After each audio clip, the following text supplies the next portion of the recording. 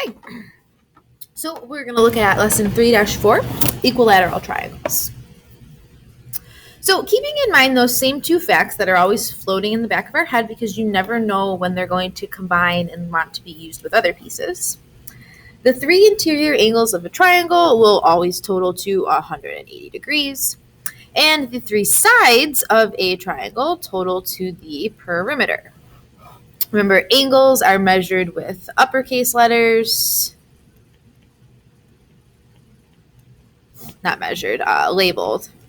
And sides use lowercase letters if it's talking about a singular letter or a singular side, I mean. Yep. So equilateral triangles have three congruent or equal sides, and they have three, again, congruent or equal angles.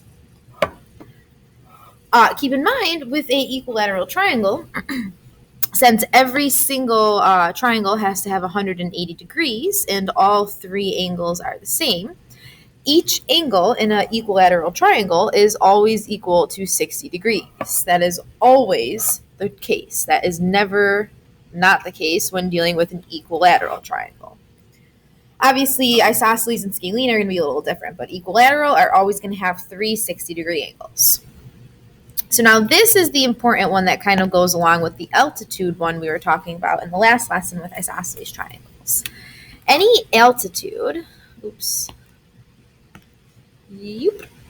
A-L-T-I-T-U-D-E. Any altitude bisects the angle and the opposite side.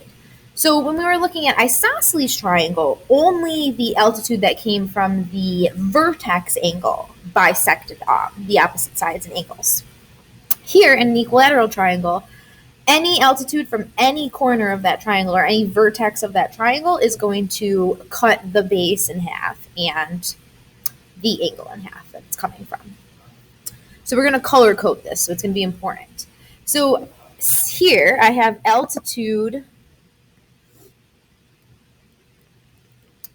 CF makes BF congruent to AF. So altitude CF makes BF equal to FA. It also makes these two little baby angles congruent. So angle, that's an A up there, angle ACF congruent to angle BCF. Those two angles are congruent. So that's one of those altitudes. And that would be the same. I won't go through all of them, but that would be the same for each other side here. If I look at altitude AD, this green line, altitude AD would make BD congruent to DC. And it would make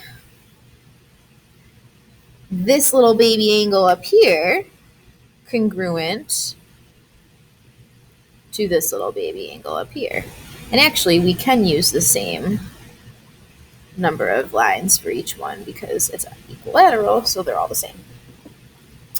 And then one more time, just so you get the gist, this altitude coming from B, this BE altitude, would make AE equal to EC and would make these two little baby angles equal. So just knowing that that altitude bisects the side that it touches and the angle that it's coming from in an equilateral triangle. All right, let's look at some problems.